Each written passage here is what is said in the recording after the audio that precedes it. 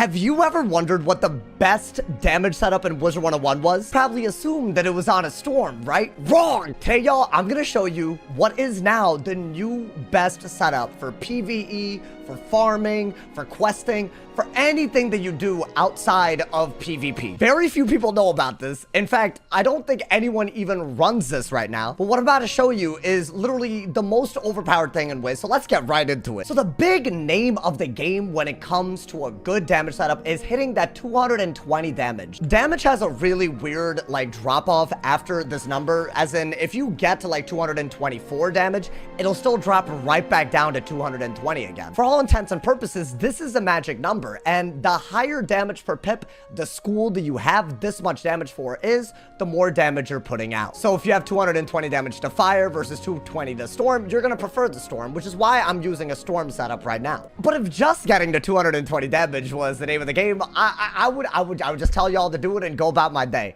But here's why this setup is really cool. You get a ton of HP, a ton of resist, a ton of block, and you can do this on many schools other than storm. So basically, the gist of the setup is that you want your main gear to give a bunch of resist and HP, and you want the pins on that gear to be, you know, as many sword pins as possible. So if you go through my gear, what you'll notice is that every single pin is maxed out. This is what you need to do for this setup. So while a 150, like a level 150 punishing pin will give 19 damage in 4 pierce, the ones that I'm using on my gear give 20 damage in 4 pierce. And honestly, the gear is super simple. Once you actually have like the actual like, you know, pins, you don't have to pay for any of this. You could craft the Eternal hat, you could use the Aeon cape, you could use the Aeon boots like I'm using right now. But if you want the most damage in HP, the Burrower hat and the Mire robe are super good. You use 2 storm power pins, you use 6 storm punishing pins, and you have a shield pin that I'm putting to balance, but you can put to anything that you want. The pins themselves account for 120 of this damage, which is why this is already so much better than a storm doing this, because for your gear to give this much, you're already giving up so many other stats. Now, the wand is probably one of the more annoying things to get, mainly because it is from a pack. You can open up Professor's Pack for a Headmaster's Sky Staff. Now, you don't have to run this wand specifically. The reason for this wand is it just gives a lot of damage and pierce for Storm, and you don't have to be a Storm to equip it. But if you don't have the crowns to pay for this, do not worry. You could always buy like a Bazaar wand that gives universal damage and universal pierce. You'll still have well over 200 damage, even if you go fully free to play with the setup, which I think is kind of nuts, because doing anything normal on a death, you'll still end up doing way less damage. And then the rest is honestly super simple.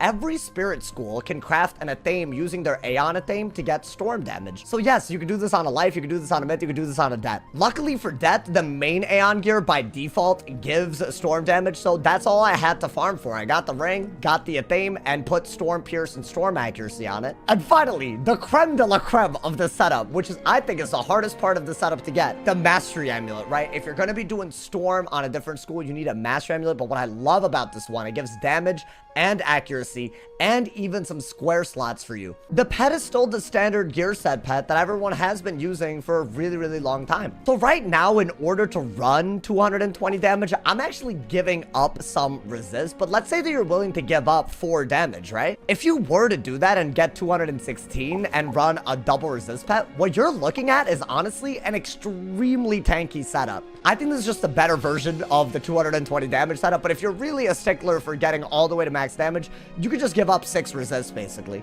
And by having a scaly Frilosaur and a Chompy Bronto, you actually are given 6 extra damage, and all of that together gets you all the way up to 216 to 220 damage. As far as where you get these items, honestly, this is some of the simplest stuff to farm for. The pins, they all drop in the final fight, so you just got to go through this portal, and then you can basically farm the final boss if you need to. In my opinion, this drops the 160 punishing pins at a higher rate than the other source for the punishing pins. If you're trying to do a shorter boss for, you know, specifically the sword pins that you need, you can always farm Don Manzana. He's in Puerto Nuevo right here on the map. And as far as those 7% accuracy pins that I'm running, in order to get to my maximum accuracy that I need, you farm Maxine for that. Certified, the hardest part of the setup is to get this amulet, and if you're wondering where to farm it, this is not like, you know, gear that was put out recently. See, for the actual hat, boots, and robe, you can literally just farm any gear that gives sword pins, right? You have a lot of options. delicious, but this amulet you can only get by doing the first hall of Castle Darkmoor. You're gonna need a stone key, which is sort of rare, but after doing the first 2 fights of this dungeon, you just go through the hallway and there's a stone key that you use and you open a chest and you have a very, very small chance of getting a mastery amulet. I would argue that for PvE, these mastery amulets, regardless of whether you want to do storm dual school or any dual school, they're the best. They give you accuracy and damage. That's all you could ever want in a mastery amulet. The good news is it is still free to play. So if you're trying to get to 220 damage, the only thing that you actually need to technically pay for is the Sky Staff from the Professor's Horde. Now, you're probably wondering how the PvE experience actually goes, and honestly, because Stormlord is trainable in the Arcanum, it's not that crazy at all. I actually do have an extra triangle socket that I have fixed a Stormblade on, so I can blade like a normal-ass Storm Wizard.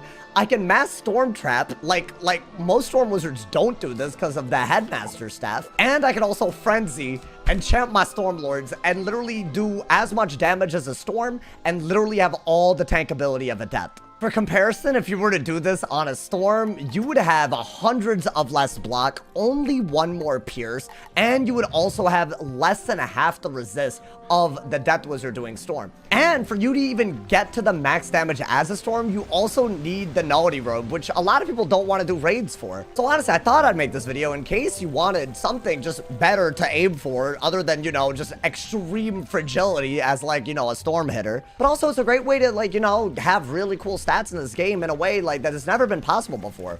I think what's even more fun is just like Death can do this with Storm, all the Elemental schools can do this with Death, and they can drain as Elemental schools. Definitely a cool setup. I wanted to share it because I feel like nobody really knows what the best PvE setups look like anymore because so much has changed. But the answer is a really, really cool one. I think it is worth pointing out that if you're like, you know, a Storm Wizard watching this and you're like, wow, is my school useless now? I feel like that is a very important and valid conversation to have. And I would say absolutely not, right? A Death Wizard cannot learn Tempest, right? So if you're trying to, like, you know, finish off someone that's weak, or even first turn, right? The whole first turn AoE, it's still way better to have a Storm doing this. But really, I decided to try to make this setup because I've seen all the bosses they're putting out, like, you know, like a lot of the stuff that they're doing these days, you know, especially like, you know, not just regular mob fights, a lot of that stuff, you're not ever going to be able to one turn. So automatically, it makes more sense to have a tanky hitter that can do max Storm damage. So definitely, there are still very much places where Storm and PvE is the best. There's places where Fire is the best. But now, there's also places where some of the Spirit schools can compete in ways that they've never been able to before. Do you guys think there's an even better setup that you can make? Let me know in the comments. If you guys have any questions about how to make the setup, how to recreate it, also